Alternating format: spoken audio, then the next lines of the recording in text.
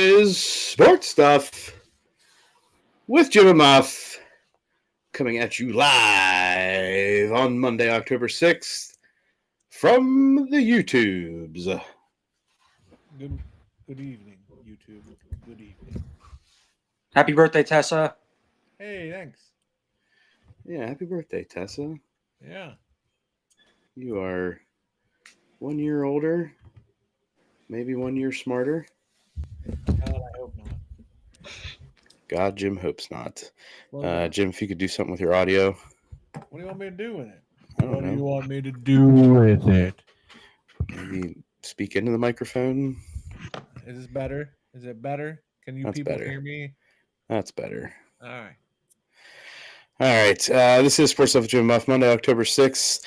And we're coming at you to talk about the college football upsets of the weekend, the shakeup in the AP Top 10, a wild NFL Week 5. The fall from grace, the kicking out of the 25. I mean, not all 25 got kicked out. Well, preseason 1 and 2 aren't there.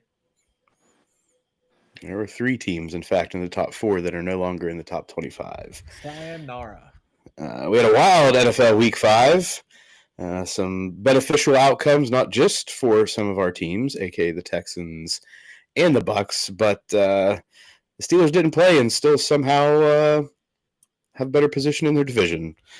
So we'll talk about that and anything else exciting in the sports world. As a reminder, thanks to everybody interacting on the socials at Sports Jim Muff on Instagram and Twitter, Sports Stuff with Jim and Muff on Facebook, on YouTube. Subscribe, comment, rate, review, poke, like, tickle. Get the bell on.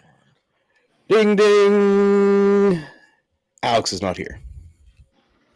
Dealing with some trauma. Drama. It's trauma drama. So that's what we got going on with Alex. We'll see if Alex pops in at some point throughout this evening's recording. But without any further ado, there is no lead off. We get straight into college football week 5. Correct? Yeah. I can't keep track anymore. All right. All I know is that the NCAA is 1 week ahead of the NFL. That's the only thing that keeps me on track here. But before we talk about some top upsets, while the majority of the country was experiencing above average fall weather, It's week 7. this is week 7, so it means last week was week 6 then. Right. There we go. It's flying by. It is flying by. So week 6 recap. While most of the country above average temperatures, Wyoming brought us our first snow game of the season. Snow on the field in Wyoming this past weekend. Remind me to never move to Wyoming. Yeah, I was going to say, Nate, would you rather have the temperatures that we had in this area, the Ohio Valley area, the greater Wheeling area, or some snow on the ground? Give me the heat. You want the heat? Yes, I want the heat. I don't want the snow. I did a snow game last year. No bueno. I'm just going to say I didn't expect that. Now, if snow is like 30 degrees in snow, is there a difference between like 10 degrees in snow? Oh, yeah. Give me 30 in snow. Don't give me 10 in snow. 10 in snow, it's going to accumulate on the field. 30 in snow, it was kind of like my playoff game last year, but it was like low 20s to mid 20s in snow where it stuck on the field a little bit, but it wasn't enough to really accumulate. Because what happens is the field markings kind of go away, and that sucks. And that sucks. That sucks. All right. So there's the referee talk for the week. Maybe some more talk on the referee officiating talk, as Nate and I were in the same press booth this weekend, or game day box. I was doing live stats, and Nate was managing the clock. Running the game clock. So we had some interactions in the football world.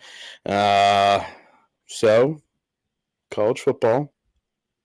Yeah, let's talk about it. Let's get into it. We had an upset very much in the hearts, minds, bodies, emotions, think of everything of one podcast person in this group. And that is UCLA, unranked UCLA beats Penn State 42-37. Thankfully, I didn't watch any of the first half. I think that's probably for the best.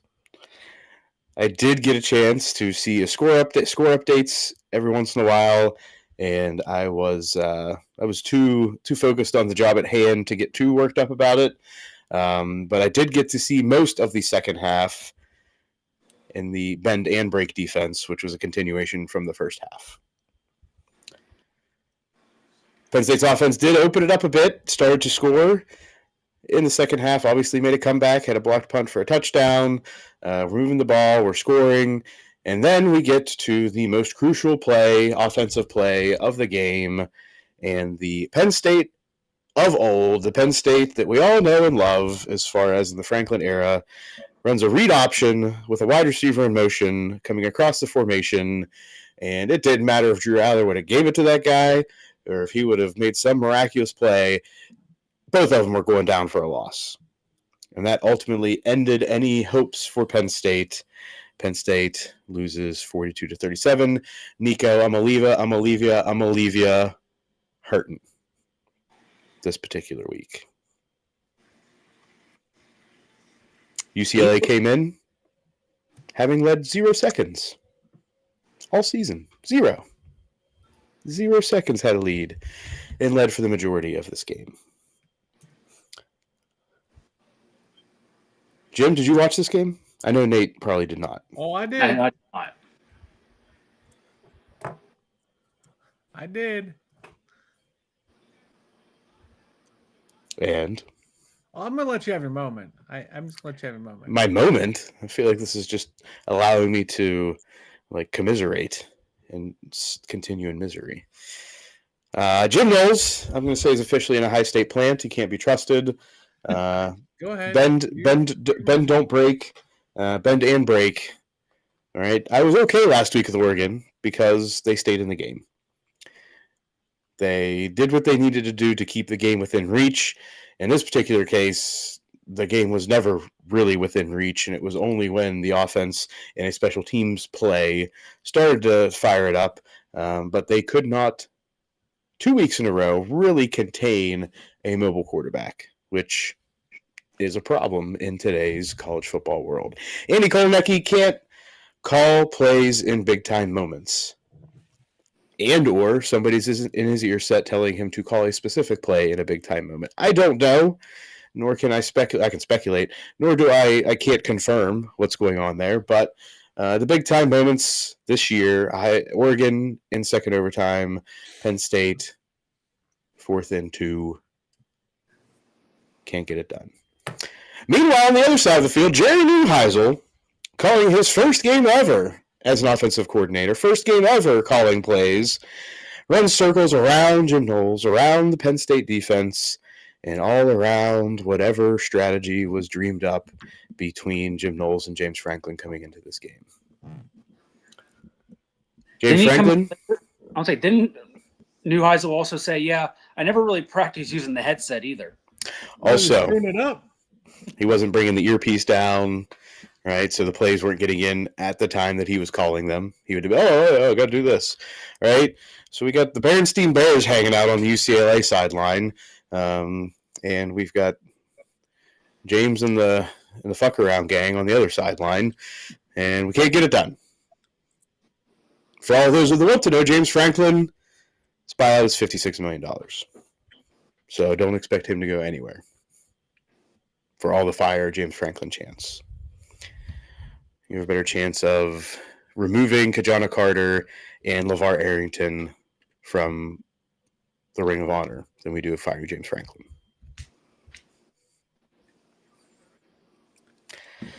Penn State becomes the first top 10 team in 40 years to lose to no 14. 40 years. It also has been, I think, 20-plus years since they lost back-to-back games, or at least 10 years. I forget. It's somewhere between 10 and 20, I believe. Franklin's record up until Saturday's game against unranked opponents was pretty damn good. It's like 49 win streak. 34-game win streak. Bingo.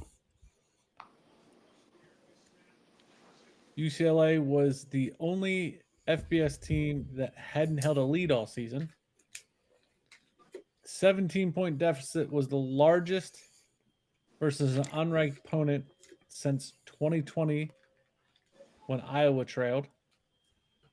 The Nittany Lions have now lost 11 straight games when trailing by 17. Penn State's 20-point halftime deficit was the largest since Nebraska in 2020. Penn State allowed 27 first half points.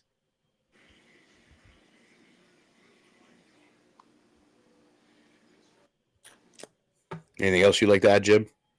I understand the buyout, and you're stuck with James Franklin, and you're probably stuck with Jimmy Knowles. I said it last week. You bought this. This is what was bought. Like, there should be lemon laws for this. But don't worry, Penn State sports fans. Our savior, hockey player Gavin McKenna, made his Nittany Lions debut. It was a win for Penn State hockey, so we have that to look forward to Wrestling as season. the weather turns. Wrestling season. Yeah, we got a little bit longer for that. We got like a month before that comes into full swing, and really, then nobody cares about that until January, February. Right? Fully at this cares. point, you become the spoiler, right? That's what you're playing for. You're looking to fuck up Ohio State's schedule And Indiana. and Indiana. You're looking just to be the spoiler. I mean, you can win out and make a case for the playoff. Sure. 2 top 10 wins. I understand the loss is bad. I don't know how that I can't fathom it. I'm sorry. Sure, I'm not arguing that. This isn't like I don't know how because I know something. I can't. They have to be fathom it. convincing wins if they have any shot. Like, I guess Ohio State loses to Penn State and Michigan. You don't have to get above Ohio State. You just have to get above 11 other teams. Well, no. You don't have to get to the Big Ten championship to make the playoff, Jim. Ooh, again, I'm not saying that you're wrong. That's not where I'm arguing. I'm not arguing from a place of like you're full of it. I'm arguing it from a place of like a team that is outside of the top 25 today. Could I see them making the playoff from week 7? Okay, like I'm not saying you're wrong, but like the sky, in my opinion, today would have to fall. Like I don't see it. That doesn't mean it's not possible. I'm not saying it's likely. I'm saying you have to win out, and there's got to be some teams that get 3 losses ahead of you. I mean, because if you're comparing yourself against other 2-loss teams, it's going to be a tough comparison. I'm just looking at who's in the bottom right now, the bottom of the AP poll. Florida State probably going to fall out. South Florida, I don't see Memphis falling out at all. Iowa State, I don't see falling out. Arizona State could. Vandy could. Honestly, I don't see Virginia. BYU, probably not. Illinois, maybe. Notre Dame should, but we all know Jesus won't let them fall out of it. Michigan probably could, but they're at 15. I don't see them doing a major fall. And then you're looking at Missouri and Georgia Tech. The rest are pretty much locked in there, my guy. Like, as we have seen from the rest of this week's schedule, no team is necessarily locked in. Yeah, but you're talking about undefeated. You're talking about like they would have to have more than one loss. You never know. I mean, like this week, Penn State got. You know, another team could get got. You can get a serious injury. There's a Well, lot we're of talking football. about got more than once. You never know. It could be a snowball effect. Right? Indiana could get 2 losses here in the next 3 weeks. Just remember, Jim, this is only week 6. It's not like week 12 and this happened. Right? We still have half a season plus ahead of us. Oh, guys. Okay. Again, I'm not saying it's likely. I'm just saying you went out, you can make the case. Okay. 2 top 10 wins, a top 10 loss, and then a shit loss. Again, Right? The shit loss is the problem. It's not the loss against Oregon. okay. I again, I don't see it. How? The how is the issue. All right, another top 25 action. Florida. Let's hold on a second. Let's back this up. Jim, I'm not going to play hypotheticals. I'm not playing hypotheticals. I'm going to go back to Penn State for a minute. Let's look at Penn State's schedule. And I ask you honestly and not as I fucking hate James Franklin, which I do. I do. Like, that's complete bias disclosure.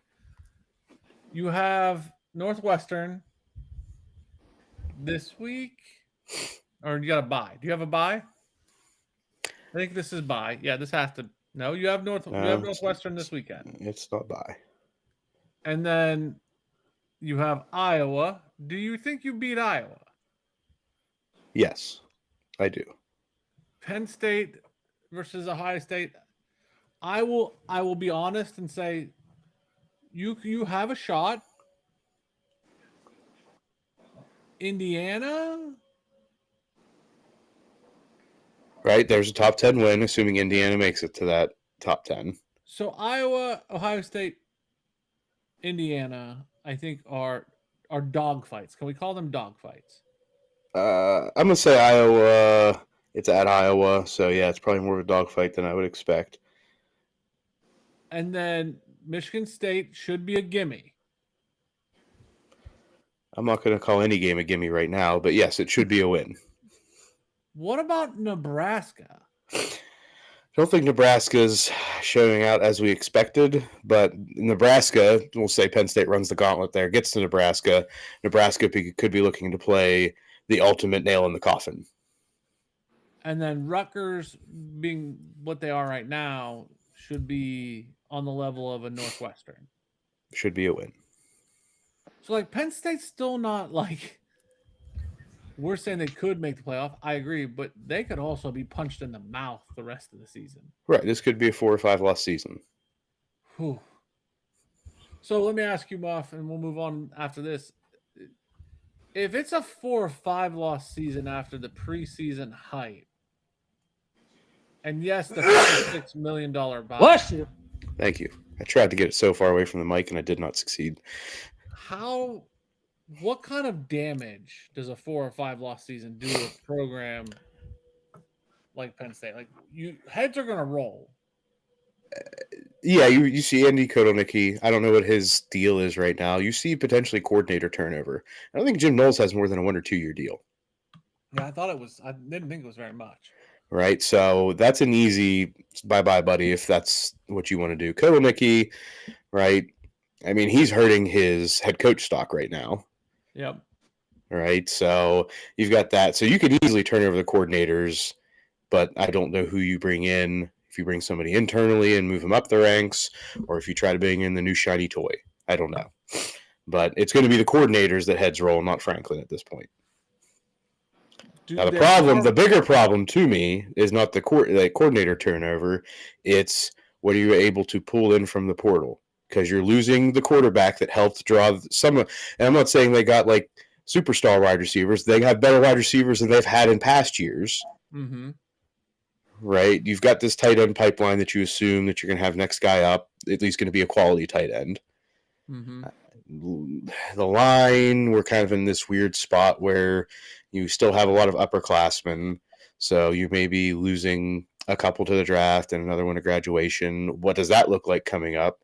I can't tell you. I don't know enough about the depth chart to understand what is within the program that they need to retain and where they're going to need to fill in with the portal and with recruiting. Like that's their portal and recruiting are going to be the biggest hits if you have a 5-loss season. Do they Harbaugh Franklin? Do they come to him and go, or Gundy? Do they come to him and go, look, we're restructuring your shit? I think it's going to be tough to do that after one season like this. Okay. Right? Up until right now, we have said Penn State is going to be in the conversation. They may lose the big game, but they're going to continue to be in the conversation year over year. This would be the only real year once Franklin has been established at Penn State that's not the case. Okay. That's the only reason I can speak out. Now, if you get 2 seasons in a row, yes, you can go and have that conversation, I think. But one season, I think you just call an outlier and you hope for the best for the next.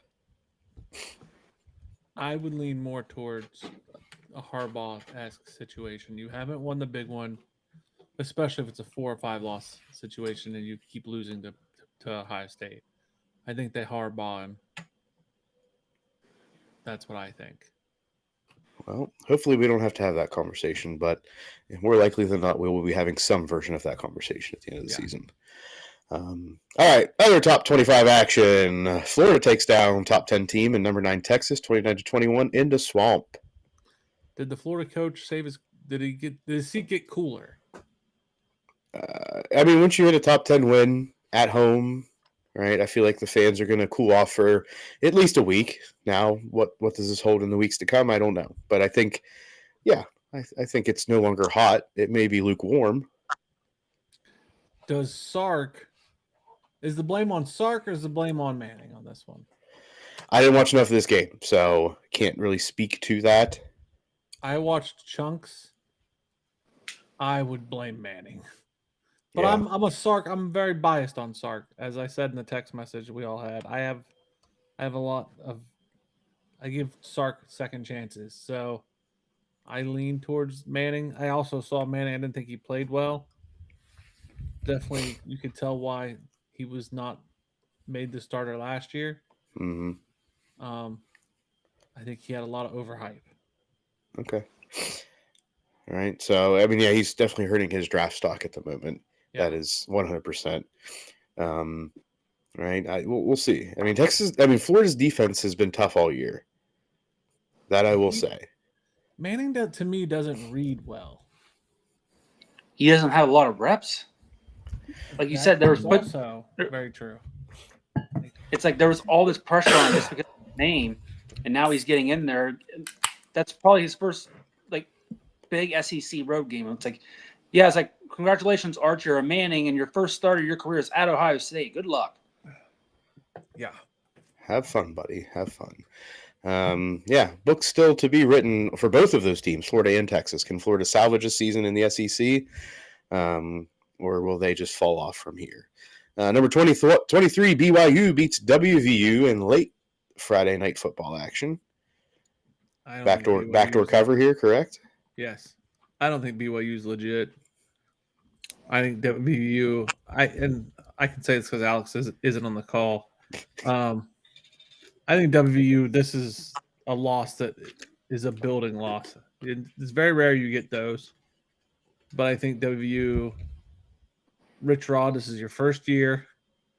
I think this is ones you learn from. I agree with Alex. Again, glad he's not on the call. That Pitt win is something that you hang your hat on.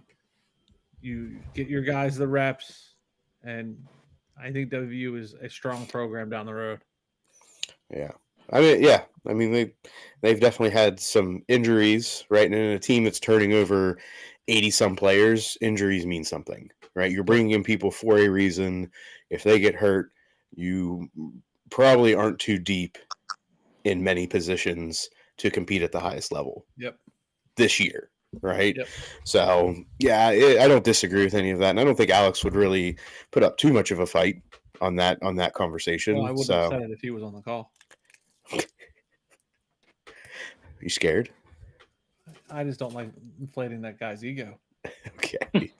Next, number 1, Ohio State sinks the boat against Minnesota 42-3. I tell you what, Ohio State did some non-Ohio State things, some trickery. They opened up Julian Sands' playbook. Of course, I am the homer of homers. But this was a very non-Ryan Day-esque game. It was very much things that you would not see him do. The defense is lights out. It was very cool to see this game. For the first time in a long time, I felt, wow, they're good. There was not a lot of pessimism out of me this game. Nor out of the whole Columbus faithful, I would hope. No, it was fun to be an Ohio State fan this weekend. All right. Yeah, you don't get too many of those. So No. embrace it while you can. Exactly. Number 3, Miami, Florida takes down Florida State 28-22. I don't like this. I don't like that the U is getting momentum. I don't like that the U could be back. They look damn good. Now, they let Florida State back in this late. Yeah, I mean, they're still Miami, but, like, they're getting momentum behind them. Right. Hey, you keep winning with that brand behind you. You're gonna get people jump on that bandwagon. Yep. Right. You're gonna gain that momentum that you're speaking of. Number 5, Oklahoma beats Kent State 44-0. Oklahoma's that quiet monster. Nobody's really talking about them. You don't see a lot of games on TV. They're ones to look out for in the playoffs, I think. Yeah, I mean, they're definitely going to have, I'm not going to say an easy road, but they're going to have a less challenging road than some other teams. Number 6, Texas A&M takes down Mississippi State 31-9. I think I'm not going to say put the fork in Mississippi State. I think Mississippi State is going to be one of those teams that throughout their SEC schedule is around in the fourth quarter. Mississippi State, is that what you're saying? Yeah, Mississippi State. They're going to be around in many fourth quarters in many games within the SEC. It's just, can they get over the top? And right now, I feel like, at least from this effort, the answer is going to be more often than not no. I don't like the fact that that's the narrative of this game. I agree with you. Oh, this game was dominated by Texas A&M. Yeah, but I think that your narrative is the national narrative of, like, this is more about Mississippi State and the state of Mississippi State and less about Texas A&M. And I think Texas A&M is a good team. Right. I don't think they're the level of, Miami or Ohio State, but, like, they're ones who I think are catching their stride. Right. Right, and they'll find a way into the playoff, and it may not be a team that you want to face because they're tough out. Yep. Number 10, Bama takes down number 16, Vanderbilt, 30-14. And Diego Pavia, we don't trust this week. I don't think that was all his fault. I think Vandy just doesn't have the athletes to keep up with Bama. I think this is where finally everything caught up. Well, and Pavia gave him some bulletin board material, too, where he's like, oh, if we play our game, it won't be close.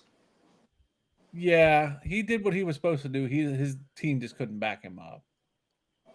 They didn't look, to be honest with you, they looked unconditioned. They couldn't hang blow for blow with Alabama. But the fact that they kept the 2 scores respectable for Vandy. Yeah. Bama came with a chip on their shoulder. They were at home. The crowd was popping. They were not going to lose that game. I think game day helped them in this situation. Like that, they were juiced. They were prepared. They were ready to go. Yeah, and they're ready to show out in front of a national audience. Yeah, that's one of those. And it's very hard for me to say this because I haven't felt this. I haven't seen it in Columbus. But that's one of those where if Bama had lost, there would have been a riot. Yeah. And this would have set the tone for Vanderbilt the rest of the season. Yeah, that was one of those game day feels like that. Yeah. I wish we could have that in Columbus. This was a tone-setting game for whoever ended up winning. Yeah. Right, and it's Bama won, so the blue chip program gains a little bit more momentum going into the latter 2/3 of their season and is ready to roll. I honestly, as a Big Ten fan, there's jealousy for that.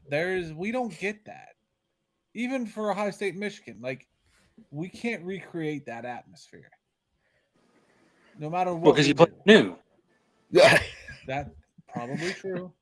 definitely Probably true. But contributes. when game days in that atmosphere in the Midwest games, we don't pop like that. And maybe it's the weather.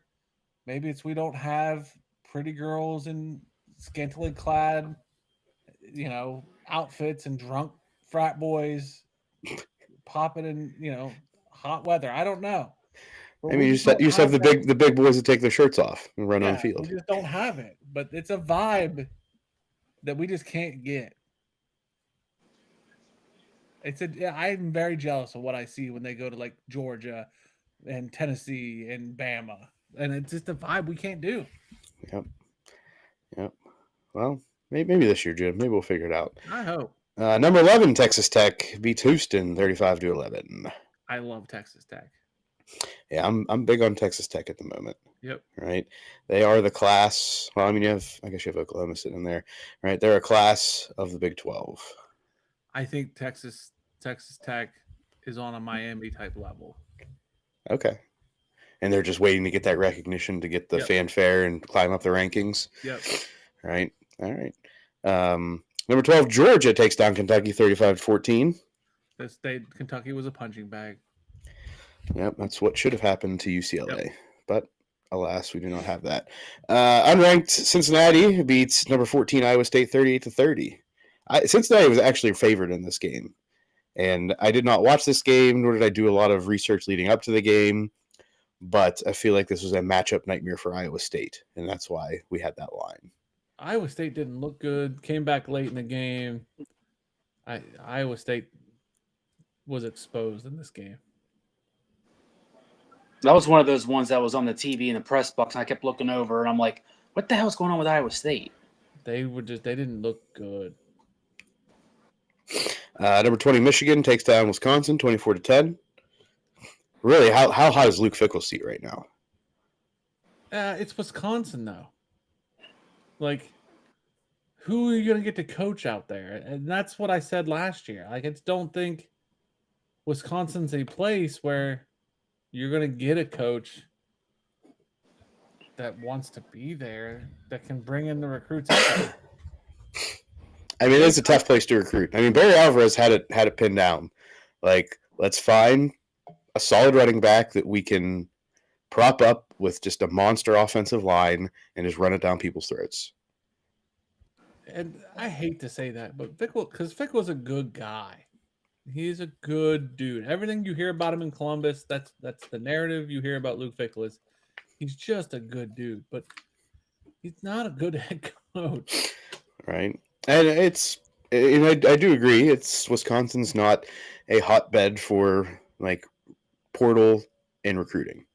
Yeah. Right. There's not the big money, at least the bigger money, right? Compared to some of these other teams. It's not like you can outbid people, right? For some of these players, they're getting what they get, and it just hasn't been as good as it was 10, 15 years ago. And Wisconsin, like if you're gonna have a coach in Wisconsin, you need somebody who's like you need a Dan, what's his face in Detroit? Lanning.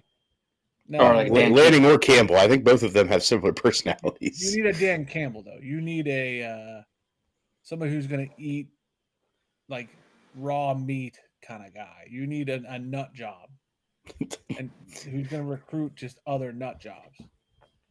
I mean, Rich Rod, right? Early Rich Rod. Maybe. I won't say no to that. I won't say no to that. Dan Lanning is more of a Corvette nut job. Okay. You need a pickup truck nut job. That is Dan Campbell, 100%. Yeah. Number 21, Notre Dame 28, Boise State 7. The Fighting Irish train just continues on. I hate them. All right. I don't think their schedule has much left to it at this point. No, not. Yeah, number 22, Illinois 43, Purdue 27. Shouldn't have let Purdue score that much. I think it was at Purdue, though. I'm pretty sure. I think so. I think you are correct with that. I think that helped that score a little bit for Purdue.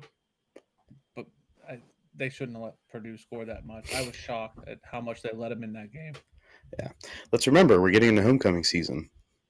Yeah, I think that helped. I don't know if it was homecoming there, but it's homecoming season. Purdue's quarterback, I want to say their quarterback played well that game. But they should, and Illinois should not have let him in. I think this is a little bit of a hangover from the game before. Yeah. Which, I mean, you're going to have that. This is college football. You don't have juggernauts every week, right? Yep. It's few and far between where you see a team dominate from start to end. Yep. Number 24, Virginia wins another game as they climbed into the top 25, 30-27 over Louisville. Louisville was favored. Yes. It was at Louisville too, I believe. Yeah. Virginia is a good team. Right? They're going to be hanging around the top 20 for the rest of the season, right? Yep. Win, lose, or draw, they're going to find ways to just stick around. Yep. Which is good. I mean, it's good for Virginia, right? They've kind of had those ups and downs, and I think Yep. this year they're finally going to start to climb a little bit and stay in the national conversation, which, I mean, I think that's good for college football. I agree. I think Clemson having their season they're having has opened the door for a team like Virginia. Yeah, 100%. So, as aforementioned, in the AP Top 25, three of the four top four teams now unranked with Texas, Clemson, and Penn State. The rankings of the AP as such: 1 Ohio State, 2 Miami, Florida, 3 Oregon, 4 Ole Miss, 5 Texas A&M, 6 Oklahoma, 7 Indiana, 8 Alabama, 9 Texas Tech, 10 Georgia, 11 LSU, 12 Tennessee, 13 Georgia Tech, 14 Missouri, 15 Michigan. I've never, at least I can't remember, liked a top 15 more than this top 15. It's never been ranked, in my opinion, the best than it is right now. Right? I mean, these are all teams, right? The top 10. You've got some blue bloods. You've got some teams that are on the rise this year. When you get in the 11 to 15, right? Again, you've got some teams that make sense. You've got like a Missouri in there. Yep. I don't know much about Missouri this year, but I don't know that they've done anything bad. Yep. Right? I don't know about any bad losses. So this top 15 does make sense. I just can't argue a spot. Right. It's all pretty good right now. Now we will see what happens when we get our first college football playoff ranking. You could move the top 3 around, or you could not. You know, you could look at Ohio State and be like, well, they haven't beaten anybody because Texas sucks. Okay. Right. Or you could say, well, they were ranked number 1 and they beat them. Okay. You could say Oregon could be number 1 because they beat Penn State, but then Penn State just lost to UCLA. Okay. Right. Like, you can move the top 3 around all you want, but everybody else, I believe, is exactly where they should be. All right. Notable matchups in this upcoming week, week 7. Sorry, is that what we said, Nate? Week 7? Jim 7. Yeah. We've got Ohio State at Illinois. Jim, what time is this game? Noon. Fucking stupid. Is it stupid because it's at noon, or it's stupid because Brett Bielema is going to be in a good mood? It's stupid because the Minnesota game was a night game last weekend, and this weekend, this one's at noon. Right. Alabama at Missouri. We get to find out a little bit more about Missouri this week. I think this game is a test for both teams. This is a statement game for both these teams. Yeah, definitely. Top 10 matchup is Indiana travels across the country, take on Oregon. I want to hear the shit talking. I wish the real Signetti stood up. Like, you got Landing and Signetti. Like, just the chest. Like, let's go. I want the real Signetti to come out of the closet, whatever PC camp they put him in over the offseason. Let him loose. This would be the week. It should be. Right? This should be the week that we're hyping it up and we're saying we're putting the bulletin board material up from both sides. If these two get into it, you may as well just put 5 bulletin boards in those locker rooms. And this is the game day game. Is it? Yeah, Indiana, Oregon is the game day game. Love every part of that. Yep. We have Oklahoma taking on Texas. I want to see Texas play the spoiler. Right, this is definitely a spot for them. And you should too, Muff. I mean, I'm not going to say I would be against it, but then Texas is going to be ahead of Penn State. That's true. That's true.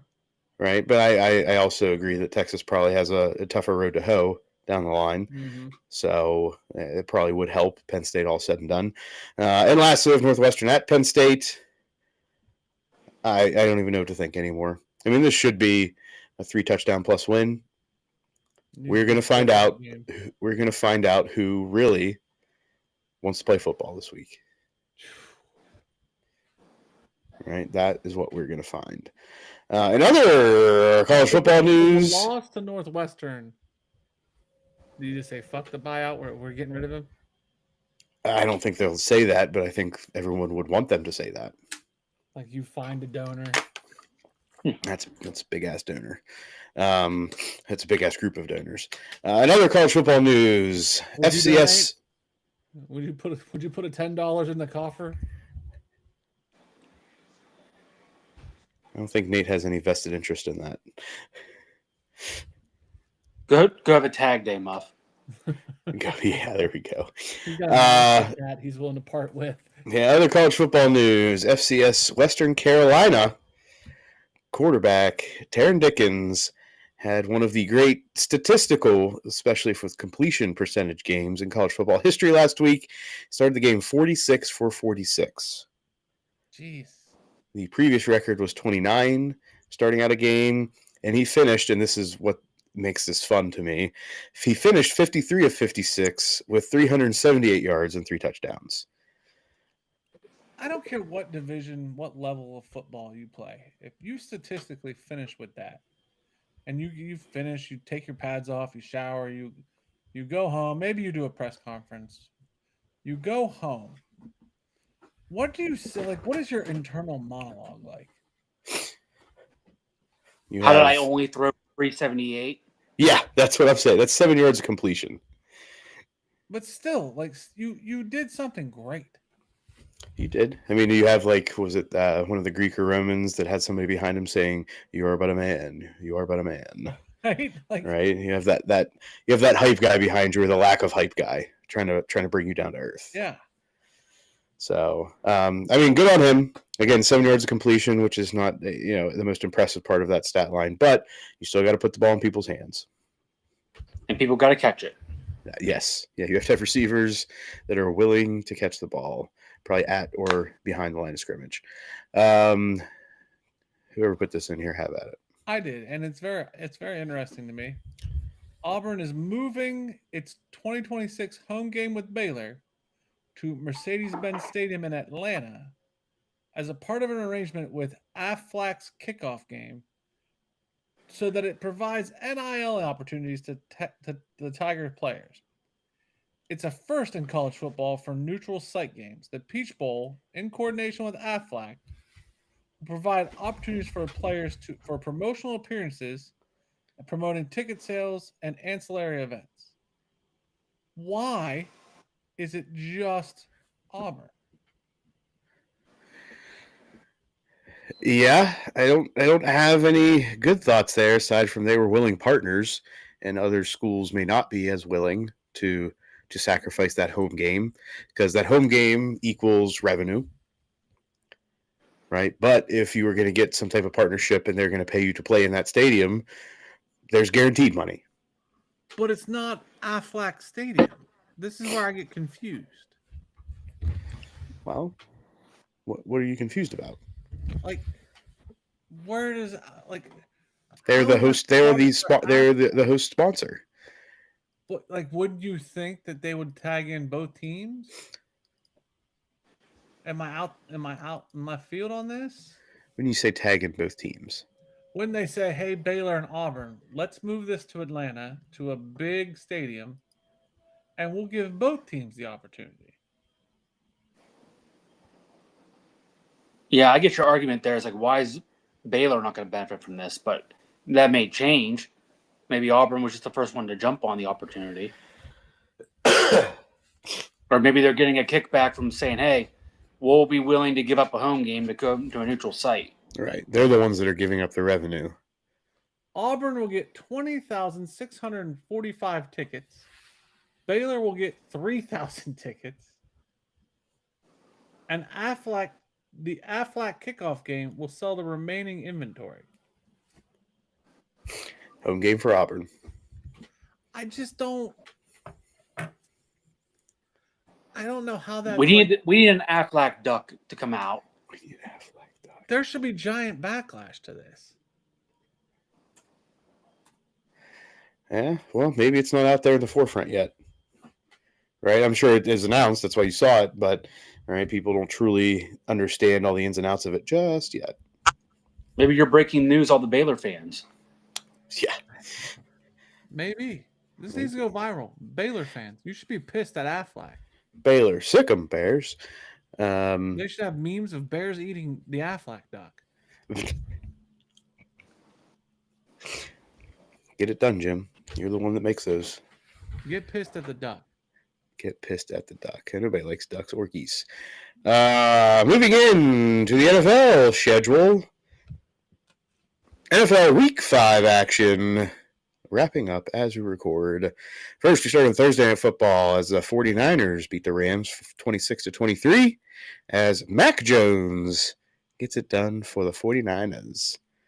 Leaving some to say, Brock who? Yeah, it's a fluke. Okay. System quarterback is the discussion now and the thoughts for San Francisco. You can toss anybody in there. Next into Sunday morning football in London town as the Vikings take on Dylan Gabriel in his first career start and the Browns. The Vikings come out with a 21-17 win. Carson Wentz gets a start for the Vikings and gets the win. Hurts his left shoulder before halftime, but ultimately leads the Vikings to the victory. Who started the aforementioned Dylan Gabriel. Dylan Gabriel did not necessarily hurt his case for being QB1. Good vibes on him. Good vibes. Didn't hurt the case. Do we have positive thoughts or just have like, all right, Gabriel, you made your first start. You didn't embarrass yourself. There's some positive vibes in Ohio. They liked him. Okay, good. We need Nemi's take on. We will. We'll get that in the betting show on Wednesday night. It was I didn't hear this, but I heard about it after the fact that apparently there was a big brouhaha that Dylan Gabriel's parents were up at like 2 or 3 in the morning to watch this game. And what do we expect them to do? Yeah, not watch the game or be there, right? That's all we got. Like, what, I think I did see Gabriel say in an interview that his dad would have had to gotten a passport because he didn't have one. Oh, all right. Still, I mean, I think I would expect my parents to be watching my first start, no matter what time it was. Meanwhile, this week in Cleveland, we had Shedeur Sanders pantomiming responses to media. Do we think this is funny or just further support and another example of why he may have fell in the draft? The latter. Jim? Yeah, I don't even care. This is just a non-story to you? Yeah. All right, it definitely made the headlines. Definitely was out there on the socials, so there's definitely discussion there. But I think anything involving Shedeur Sanders up until he gets the time to be under center is going to catch the media's attention. The Browns did trade for Texans offensive tackle Cam Robinson in exchange for late round draft pick swap in 2027. The Browns I think, we're down 2 offensive starting linemen, and this was just to give a little depth. So at least they're doing more than many other teams to fill needs like this middle of the season. Next we have the Colts putting a whooping on the Raiders 40-6. Colts might be a dangerous team here. I think so. Danny Dimes is definitely doing good things, and he has a solid running attack with Jonathan Taylor. So it's not like he has to throw the ball around 30-plus times a game. All right, if he gets, 15, 16 completions on 24 passes, doesn't make any big mistakes, right? The Colts should be in many games this year, and their defense is lights out right now. Granted, it was against the Raiders. Mhm. Don't tell Alex. Geno Smith did not play well. But they get the win. The Saints get win number 1 against the Giants, with Jackson Start making his second start. 5 straight possessions, the Giants turned the ball over. They're not good. That is a recipe for a loss, if I have ever seen one. But the Saints do get win number 1. Way to go, New Orleans. Cowboys beat the Jets 37-22. No CD Lamb, apparently no problem for the Cowboys.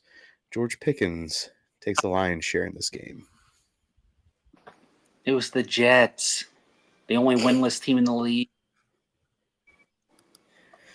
Nate, not impressed. I can't say I'm impressed either, but the Cowboys are putting up points. That I will say.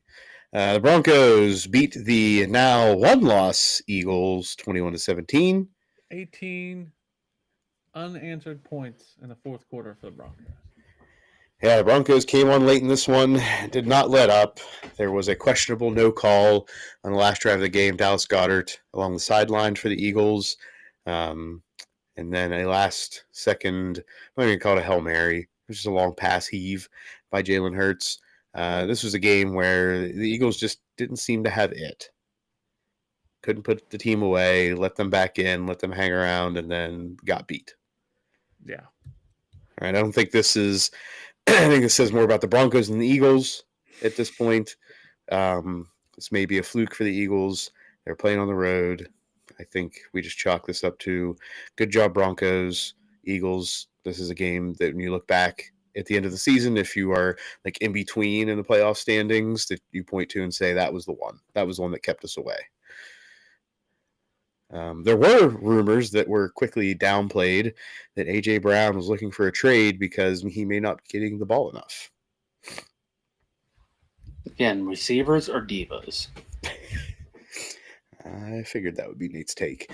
The Panthers beat the Dolphins 27-24. Dolphins jumped out early in this one, but Rico Dowdle was the workhorse for the Panthers, 200-plus rushing yards in a comeback win. I mean, the Dolphins. Did anybody else see Mike McDaniel walking into the tunnel after the game just looking completely dejected with like a luggage tag hanging on his shoe and damn near looked like he was wearing floods? I did not see that, but that's hilarious. I mean, he just looked completely dejected. Like, I think he just knows he's not making it the rest of the season. Yeah, definitely cause for concern in Miami. The Texans beat the Ravens, beat the brakes off the Ravens 44-10. Without Lamar Jackson in that lineup, I think the national media may come to the realization that maybe he has been the MVP. The more weeks we see the Ravens just look awful without him in the lineup, the more I think that's the realization that needs to be come to.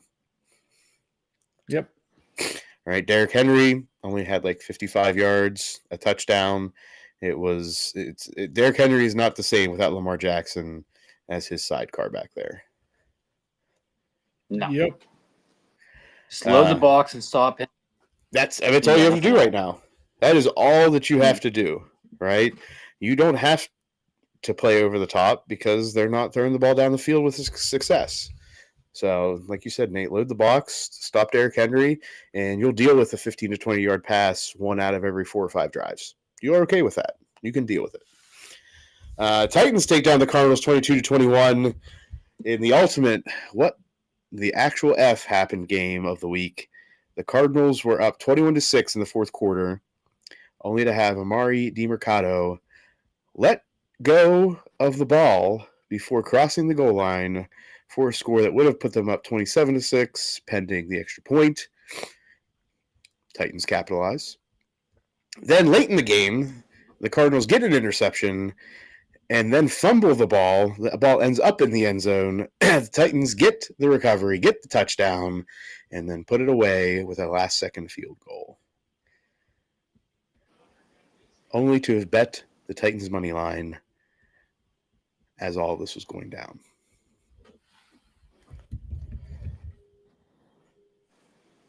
Okay. Like, I don't understand the whole dropping the ball before he crosses the goal line. How does this keep happening?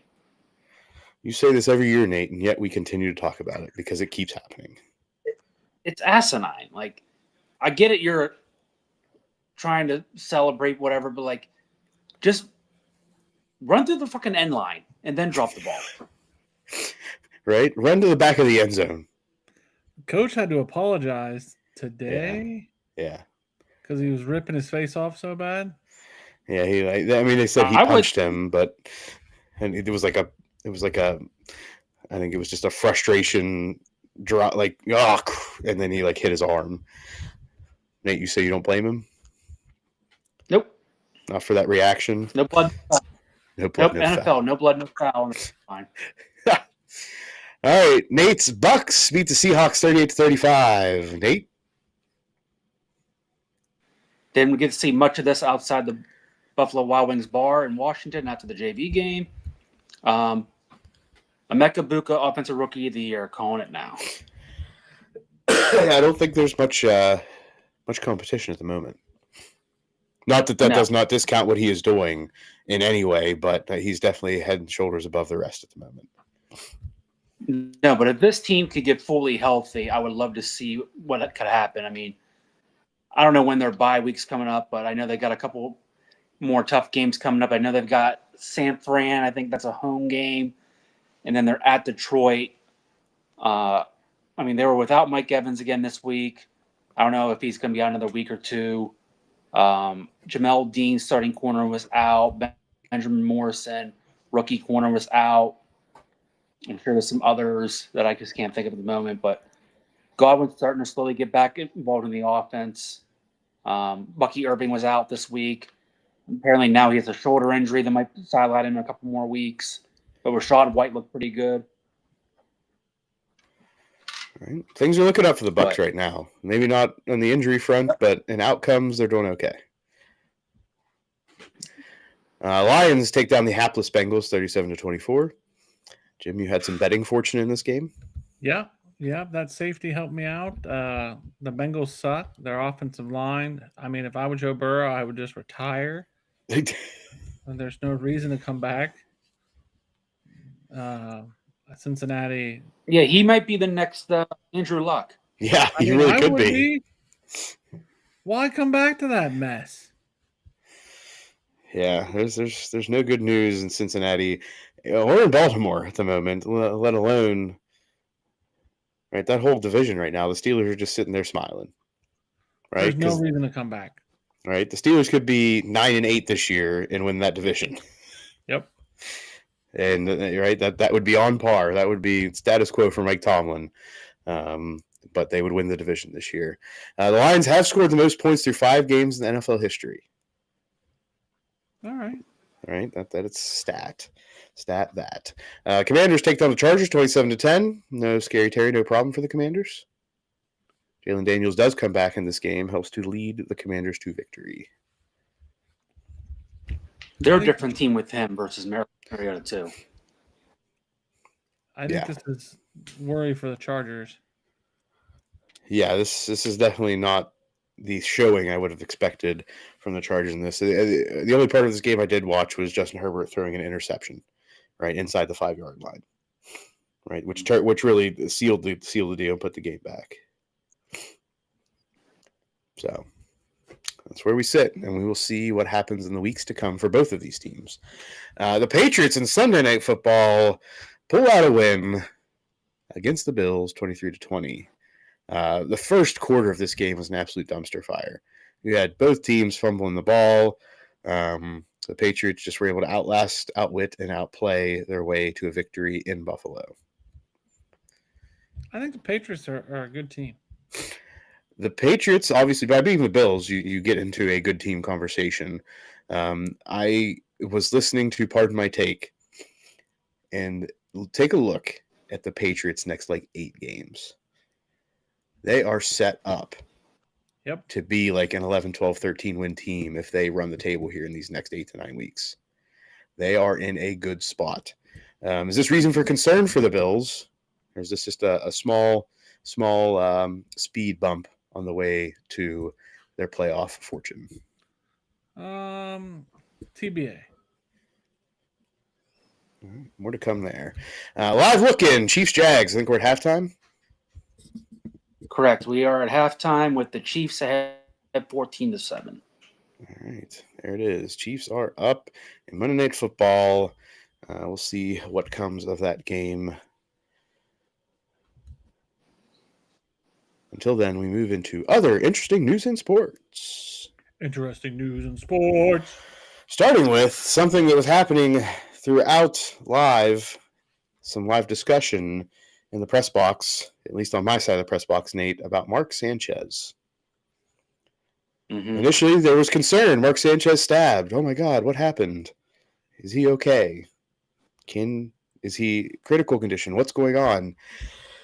He's slated to be part of the live broadcast for a Sunday game. What is going on? And then the world turned a little bit as more information came out. It's been alleged that Sanchez was intoxicated.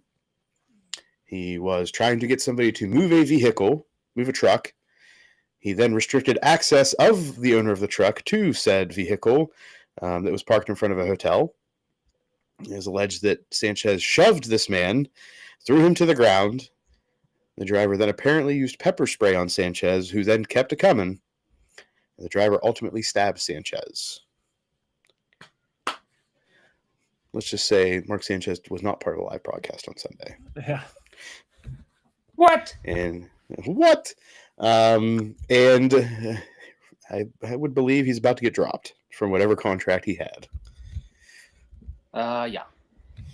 Yeah, we can't have Tony Romo and Mark Sanchez being wild cards in NFL broadcasts. We can only handle one of them. Well, I actually had to chuckle what it means. It says, now Mark Sanchez won't be known for the butt fumble. I think he'll always be known for that, but this is definitely a close second. Definitely a close second. In the hockey world, Nate, regular season starting up this week, right? Yeah, there's actually commercials on right now. If you're listening to this recorded episode, it is hockey opening night. Yep, Tuesday night is hockey opening night. Yes, Jim, hockey is starting.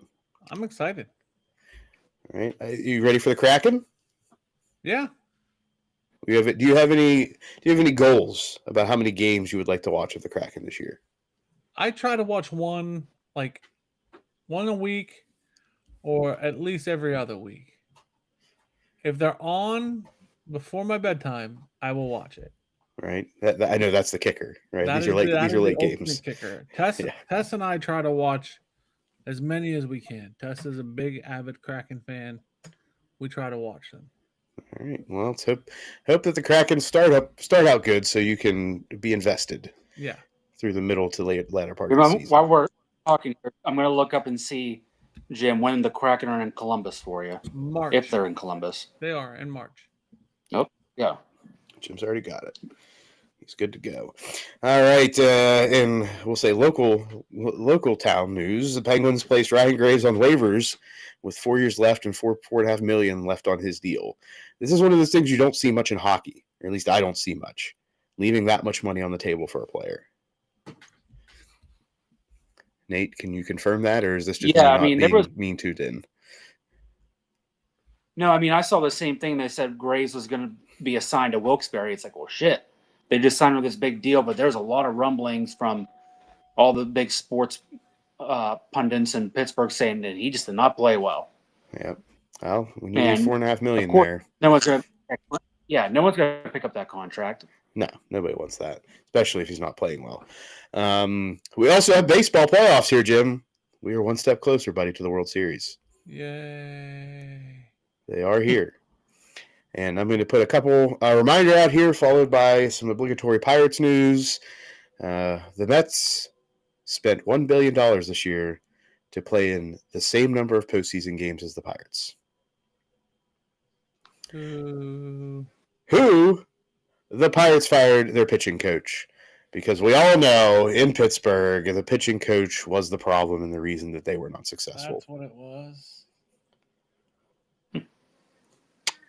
That's what it was. You have the Cy Young winner on your roster, and the pitching coach is the problem. That's what it was.